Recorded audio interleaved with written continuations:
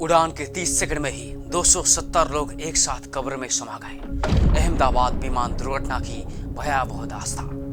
12 जून 2025 दोपहर करीब 1:38 में अहमदाबाद के सरदार वल्लभ भाई पटेल अंतर्राष्ट्रीय हवाई अड्डे का आसमान जहाज की आवाज से गूंज रहा था। यात्री अपने अपने गंतव्य की ओर बढ़ रहे थे। एयर इंडिया का बोइंग 787-9 ड्रीमलाइनर, जो कि आधुनिक और बेहद विश्वसनीय विमान माना जाता है, लंदन के गेटविक एयरपोर्ट के लिए नियमित उड़ान भरने ही वाला था। विमान में 230 यात्री और 12 क्रू सदस्य सवार थे। हर दिन की तरह ये उड़ान भी सामान्य लग रही थी। बोर्डिंग पूरी हो चुकी थी, यात्री अपनी सीटों पर बैठ चुके थे और चालक दल ने भी सभी सुरक्षा निर्देश दोहरा दिए थे। कोई झपकी लेने की तैयारी में था, कोई मोबाइल में खोया हुआ और कुछ लोग आशा भरी निगाहों से दूर अपने मंजिल की ओर देख रहे थे। लेकिन टेक ऑफ के ठीक बाद ऐसी भीषण दुर्घटना हुई जिसने सैकड़ों परिवार के सपने को चंद सेकंड में ही राख कर दिया। उड़ान के मात्र 30 सेकंड के भीतर विमान का थ्रस्ट अचानक कम होने लगा। विमान ऊंचाई नहीं पकड़ सका और असंतुलित होकर नीचे गिरने लगा। आवाज सामान्य नहीं थी, वो मशीन की एक अंतिम कोशिश थी जो नियति के सामने हार मान रही थी। विमान जैसे ही ऊंचाई लेने की कोशिश में था, उसी समय अहमदाबाद के घने आबादी वाले मेघानी नगर क्षेत्र में एक भयानक गड़गड़ाहट गरजी। ये केवल एक शहर नहीं, पूरी दुनिया को दहला देने वाला धमाका था। भीषण विस्फोट, चीखे, धुएं और आग की लपटें। विमान गिरते ही पूरी तरह नष्ट हो गया। विमान सीधे विजय मेडिकल कॉलेज के हॉस्पिटल की छत से जा टकराया। कुछ मिनट पहले ही वहां नाश्ते की घंटी बजी थी, लेकिन अब वहां केवल सन्नाटा था। धमाके की तीव्रता इतनी अधिक थी कि आसपास के मकान हिल गए थे, खिड़कियों के कांच टूटे और दरवाजा उजड़ गए। जमीन खुद थरथराने लगी थी, आकाश में काले धुएं के बादल मंडराने लगे। ये कोई दुर्घटना नहीं थी, यह एक विनाश था। उस पल जब आसमान से आग बरस रही थी, वो किसी ज्वालामुखी विस्फोट से कम नहीं था। उस विमान में 242 लोग सवार थे। कुछ घर लौट रहे थे, कुछ यात्राएं कर रहे थे और कुछ एक नई शुरुआत की ओर बढ़ रहे थे। 30 सेकंड पहले जो उड़ान उम्मीद थी, वही अब एक मौत की चादर में लिपटी हुई थी। जैसे ही विमान से संपर्क टूटा, कुछ ही मिनटों में खबर आई कि जहाज मेडिकल कॉलेज के भवन पर गिरा है। वहां कुछ छात्र नाश्ते के लिए प्लेट लिए बैठे थे। कोई पढ़ाई कर रहा था और कोई खिड़की से बाहर झांकते हुए अपने भविष्य के सपने बुन रहा था। लेकिन वक्त वहीं ठहर गया। अब तक मिले आंकड़े के अनुसार विमान में सवार और हॉस्टल के मौजूद मिलाकर 270 लोगों की एक ही साथ मृत्यु हो गई। लेकिन एक नाम बचा, विश्वास कुमार रमेश, 33 वर्षीय ब्रिटिश नागरिक जिनका जन्म मुंबई में हुआ था और पिछले 10 वर्षों से वो लंदन में कार्यरत थे। वो विमान की 11A सीट पर थे। विस्फोट के समय उसका झटका इतना तीव्र था कि उसकी सीट उड़कर एक कोने में फंस गई और वो भवन के कुछ संरचनात्मक हिस्सों के बीच फंस गए, जिसने उन्हें आग से कुछ हद तक बचा लिया। स्थानीय लोगों ने उन्हें बचाया और तत्काल अस्पताल पहुंचाया।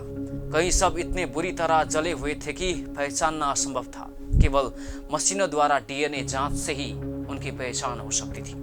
आग ने केवल शरीर नहीं, पूरे अस्तित्व को राख कर दिया।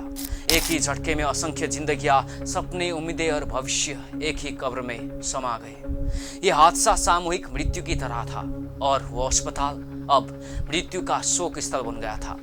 घटनास्थल पर 27 से अधिक दमकल वहां तैनात किए गए। धुआं इतना घना था कि बचाव दल को गैस मास्क पहनकर अंदर जाना पड़ा। आग ऐसी थी जिसने न केवल शरीर को बल्कि भावनाओं और चेतना को भी जला दिया। बचाव दल के हाथों में केवल जले हुए बक्से, फटे कागज और विमान के टूटे हुए टुकड़े बचे थे। कहीं एक स्कार्फ का टुकड़ा, कहीं जला हुआ मोबाइल, कहीं सीट बेल्ट का अवशेष। भवन के भीतर तापमान इतना अधिक था कि दीवारें फूटने लगी थी। कुछ जगह शवों को निकालते वक्त वो जमीन में चिपक गई थी। पहचानना असंभव था।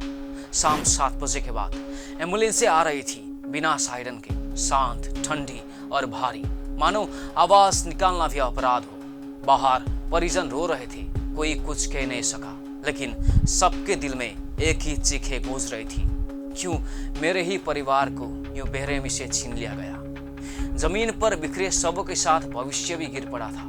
कोई हाथ उन्हें उठाने को नहीं था। हर कोई खुद अपने दर्द में टूटा हुआ था। किसी ने जली हुई घड़ी से शव पहचाना, किसी ने कान का गहना देखा। कुछ परिवारों ने कहा, हमें सब नहीं देखना है, बंद बक्साई भेज दो। वो सब गृह केवल एक कमरा नहीं था, वो सपनों, पहचान और रिश्तों की कब्रखान बन चुका था। बक्से बाहर निकलते थे, बिना नाम के, बिना आवाज के। 4 घंटे तक दमकल कर्मी और रेस्क्यू टीम ने ना खाना खाया, ना ठीक से सांस ली। धुएं से आंखें जलती थी और मौन चीखें आत्मा को जलासा देती थी। ड्रीमलाइनर जो कभी आसमान छूता था, उसी आकाश में राख बन गया।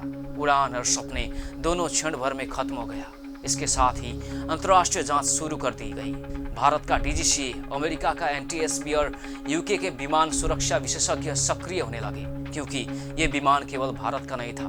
उड़ान भी अंतर्राष्ट्रीय और यात्री भी अंतर्राष्ट्रीय थे। इतना उन्नत ड्रीमलाइनर विमान आखिर असफल कैसे हुआ? टेक ऑफ के पहले ही मिनट में इतना गंभीर टेक्निक फेलियर कैसे हो गया? ये सिर्फ एक एयरलाइन का नहीं, बल्कि पूरी उड्डयन प्रणाली पर उठता सवाल था। ब्लैक बॉक्स निकाला गया, जिसमें विमान की आखिरी सांसें, पायलट की आखिरी आवाज दर्ज थी। प्रारंभिक रिपोर्ट बताती है कि टेक ऑफ के कुछ सेकंड में ही बाएं इंजन में बड़ी स्ट्राइक यानी पंक्ति से टकराव की आशंका है। इसके झटके से थ्रस्ट गिरने लगा। पायलट ने नियंत्रण की कोशिश की थी, लेकिन ऊंचाई बहुत कम थी और समय बेहद कम। कॉकपिट से आखिरी आवाज आई, left engine failure, trying to establish. फिर चारों ओर सन्नाटा। लेकिन यह सिर्फ एक पंक्षी की टक्कर थी या कोई गंभीर यांत्रिक सुख? जहां विमान गिरा वो भवन 50 साल पुराना था। स्थानीय सूत्रों के अनुसार वहां ना अलार्म सिस्टम था, ना फायर सेफ्टी उपकरण, ना धुआं निकलने की व्यवस्था थी, ना सुरक्षित निकास मार्ग। 5 मिनट में ही आग फैल गई। छात्रों को भागने का मौका तक नहीं मिला। सब इतने जले हुए थे कि पहचान का एकमात्र तरीका डीएनए टेस्ट रह गया। अंतर्राष्ट्रीय प्रतिक्रिया तेज से आने लगी। भारत के प्रधानमंत्री ने ट्वीट किया, हम शौक में हैं, सच्चाई सामने लाई जाएगी। ब्रिटेन ने इंटरनेशनल मॉर्निंग इवेंट की घोषणा की। कोबरा मीटिंग बुलाई गई। किंग चार्ल्स ने कहा, यह केवल भारत का नहीं, हमारा साझा दुख है।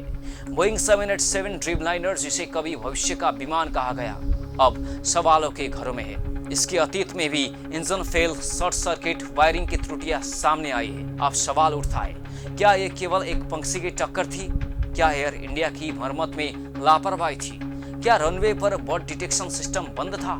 इन सवालों के जवाब अभी भी बाकी है। लेकिन एक बात साफ है, ये केवल एक विमान हादसा नहीं था, ये सैकड़ों सपनों की सामूहिक चिता थी। ये हादसा बीते दशक की सबसे गंभीर विमान दुर्घटना के रूप में दर्ज हुआ है, लेकिन इसके पीछे छुपे दर्द को कोई आंकड़ा नहीं समझ सकता। ये दुर्घटना सिर्फ एक खबर नहीं, एक अंतर्राष्ट्रीय आघात है। मृतकों को श्रद्धांजलि।